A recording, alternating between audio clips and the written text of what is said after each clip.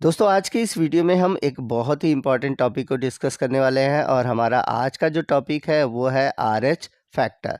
तो आज के इस वीडियो में हम जानेंगे कि RH फैक्टर होता क्या है, RH फैक्टर काम कैसे करता है और इस RH फैक्टर से कौन कौन सी हानियां हैं और यदि किसी व्यक्ति में ये RH फैक्टर है तो इसका क्या प्रभाव पड़ेगा उसके ऊपर और उसके आने वाले संतान के ऊपर।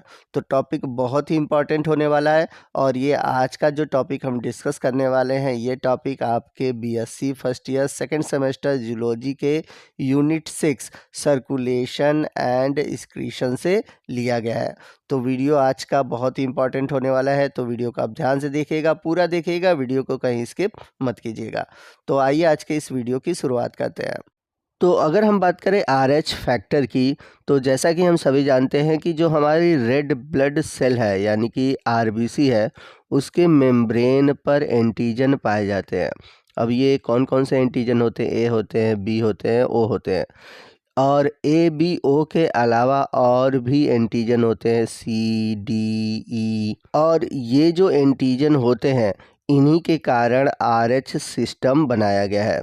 तो ये जो RH फैक्टर का सिस्टम है उसके पास बेसिकली ये एंटीजन होते हैं। अब बात आती है कि RH फैक्टर को RH क्यों बोला जाता है, क्योंकि फर्स्ट टाइम जो ये RH फैक्टर है या फिर ये जो RH एंटीजन है रेहेसस मंकी में खोजा गया था, इसलिए इसे हम बोलते हैं RH फैक्टर। तो यहाँ पर लिखा हुआ है RH factor is a blood group antigen system, यानी कि जो RH फैक्टर है एक प्रकार का जो ब्लड ग्रुप है उसका एंटीजन सिस्टम है और इसकी खोज सबसे पहले रेहेसस मंकी में लैंडस्टीनर और वीनर के द्वारा 1940 में की गई थी। आपको बता दें कि जो RH फैक्टर है इसमें सबसे अधिक जो सबसे इम्पॉर्टेंट एंटीजन होता है वो होता है D एंटीजन, यानी कि CDE में सबसे अधिक जो इम्यूनोजेनिक या जो सबसे इम्पॉर्टेंट एंटीजन होता है वो होता है D एंटीजन। तो यदि किसी व्यक्ति के RH के पास D एंटीजन मौजूद है तो उसे हम बोलते हैं RH पॉजिटिव, और यदि RBC के पास D एंटीजन मौजूद नहीं है तो उसे हम बोलते हैं RH निगेटिव। तो यदि हम बात करें अपने भारत की या फिर एशिया महाद्वीप की, तो हमारे एशिया में या फिर इंडिया में लगभग 99% लोग RH पॉजिटिव होते हैं। यहाँ पर मैं आपको एक इम्पॉर्टेंट पॉइंट ये भी बता दूं कि ये जो RH एंटीजन सिस्टम है इसकी सिंथेसिस कौन करता है, तो इसकी सिंथेसिस RHD और RSCE जीन करते हैं जो कि कंट्रोल किए जाते हैं क्रोमोसोम नंबर 1 से। तो जो क्रोमोसोम नंबर 1 है ये एक ऑटोसोमल क्रोमोसोम है, तो इस तरह से हम कह सकते हैं ये ऑटोसोमल जीन द्वारा कंट्रोल होता है। तो जिस व्यक्ति के पास D एंटीजन होता है वो RH पॉजिटिव कहलाता है और जिसके पास D एंटीजन नहीं होता वो RH निगेटिव कहलाता है। D एंटीजन का होना न होना डिपेंड करता है कि उसके लिए हमारे पास एक्टिव जीन है या फिर नहीं। तो अगर आपके पास इसके लिए होमोलॉगस एलील है यानी कि कैपिटल D है तो D एंटीजन बनेगा, और यदि heterozygous capital D small d gene है तब भी D एंटीजन बनेगा। लेकिन आपके पास रिसेसिव एलील है तो वहाँ पर D एंटीजन नहीं बनेगा, तो आपका जो रिज़ल्ट होगा यानी कि जो RH फैक्टर होगा वो निगेटिव हो जाएगा। तो कहने का मतलब है कि जो RH पॉजिटिव वाले व्यक्ति हैं उनके पास D एंटीजन होता है।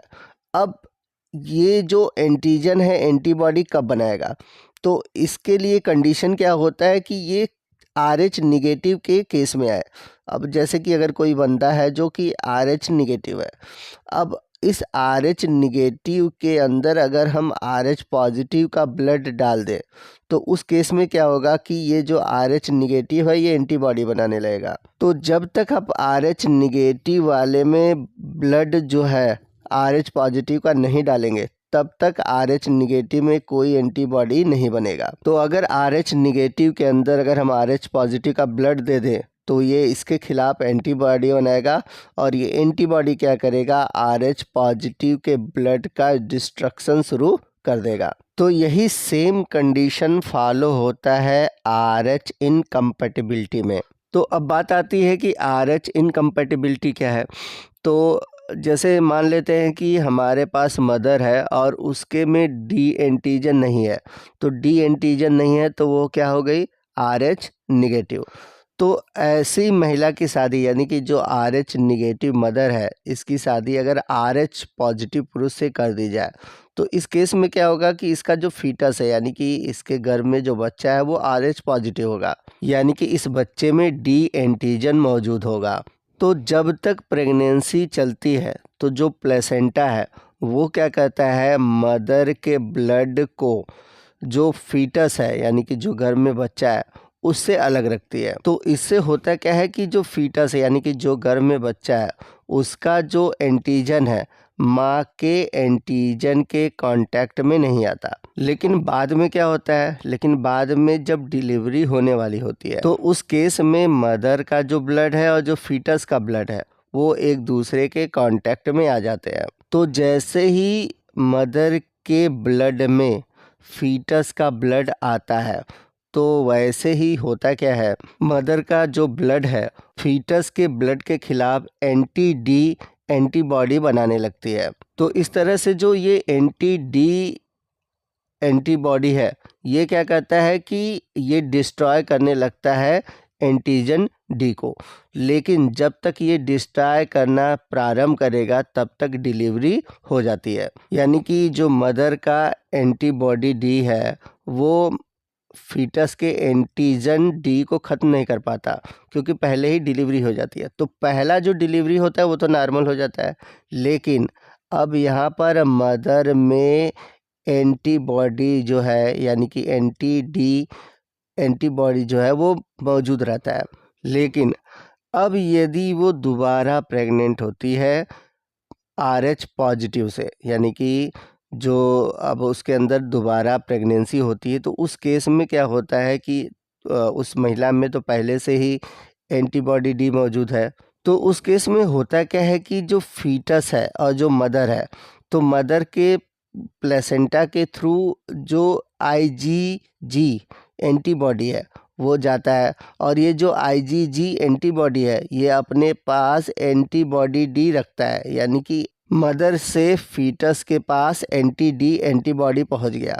अब यदि ये एंटी डी एंटीबॉडी फीटस के अंदर जाती है तो फीटस के RBC का हीमोलाइसिस कर देगी, यानी कि फीटस के RBC को डिस्ट्रॉय कर देगी, जिसके कारण फीटस के अंदर एनीमिया, जॉन्डिस ये कंडीशन हो जाते हैं। तो इस कंडीशन को एक टर्म दिया गया है इरिथ्रोब्लास्टोसिस फेटालिस, और ये ऐसा कंडीशन है कि इस कंडीशन में जो बच्चा है वो सरवाइव नहीं करता और बच्चा मरा हुआ पैदा होता है, यानी कि जो पहली संतान होती है वो नॉर्मल होती है, पहली संतान के बाद जितने भी बच्चे होते हैं वो सभी नष्ट हो जाते हैं। इस कंडीशन को हम हीमोलाइटिक डिजीज़ ऑफ न्यूबॉर्न भी कहते हैं। अब आपके दिमाग में एक बात चली होगी कि ये जो हीमोलाइटिक डिजीज़ ऑफ न्यूबॉर्न है, क्या इसे रोका जा सकता है? तो इसका आंसर है हाँ, इसे रोका जा सकता है। तो जैसा कि मैंने बताया था कि जो मदर है वो RH निगेटिव है और जो फीटस है वो RH पॉजिटिव है। तो फीटस का जो RBC है वो मदर के RBC में चला जाता है, इंटर कर जाता है, और कब करता है, जब डिलीवरी होने वाली होती है। तो इसके कारण क्या होता है, मदर के अंदर जो है एंटी डी एंटीबॉडी बनने लगता है, और जब सेकंड प्रेगनेंसी होती है तो प्लेसेंटा के थ्रू ये जो एंटी डी है वो बच्चे में चली जाती है और उसके RBC को नष्ट कर देती है। तो इसे बचाने का तरीका क्या है, तो जैसे ही फर्स्ट डिलीवरी होती है उसके तुरंत बाद मदर के अंदर एंटी डी या फिर रो GAM दे देते हैं। अब यहाँ पर आपके दिमाग में बात चल रही होगी कि हम खुद एंटी डी दे रहे हैं और मदर का शरीर खुद एंटी डी बना दे रहा है, अब इससे क्या फ़र्क पड़ता है? तो इससे फ़र्क पड़ता है।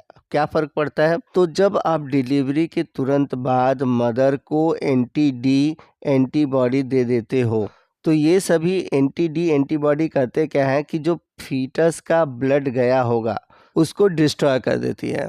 अब इससे क्या होगा कि मदर का जो इम्यून सिस्टम है वो एक्टिव नहीं हो पाता, यानी कि मदर के अंदर वो मेमोरी सेल ही नहीं बन पाते, यानी कि मदर के पास B सेल का फॉर्मेशन ही नहीं होगा, और यही B cell anti D antibody बनाएगा। तो जब आप क्या होता है, डिलीवरी के बाद एंटी-डी एंटीबॉडी दे देते हो, तो जब अब सेकंड प्रेगनेंसी होती है, सेकंड प्रेगनेंसी होने से पहले ही ये जो एंटी-डी एंटीबॉडी है, वो पहले वाले जो बच्चा है उसके एंटी-डी को नष्ट कर देता है, जिससे कि मदर के अंदर मेमोरी सेल नहीं बनती। अब जब दूसरा प्रेगनेंसी होता है, तो दूसरे प्रेगनेंसी में मदर का जो इम्यून सिस्टम है, वो एक्टिव ही नहीं हो पाता, क्योंकि उसके पास मेमोरी ही नहीं है, जिस वजह से अब सेकंड प्रेगनेंसी नॉर्मल हो जाती है, यानी कि अब वो दूसरी बार भी RH पॉजिटिव बच्चा पैदा कर सकती है। तो बात आती है कि ये जो एंटी-डी एंटीबॉडी है, ये कब दिया जाता है? तो जब 28 वीक की प्रेगनेंसी होती है तब दिया जाता है, और जब डिलीवरी हो जाती है उसके तुरंत बाद भी ये जो एंटी-डी एंटीबॉडी है वो दिया जाता है। तो इस तरह से जो RH पॉजिटिव है वो वर्क करता है। मुझे उम्मीद है कि आप सभी को ये जो टॉपिक है अच्छे से समझ में आ गया होगा। फिर भी अगर कोई डाउट है तो आप हमसे कमेंट करके पूछ सकते हैं। तो आपको आज का ये वीडियो कैसा लगा कमेंट करके ज़रूर बताइएगा। वीडियो अच्छा लगा हो तो प्लीज़ वीडियो को लाइक करिएगा, अपने दोस्तों में शेयर कीजिएगा। तो मिलते हैं अगली वीडियो में अगले टॉपिक के साथ, तब तक के लिए जय हिंद, जय भारत।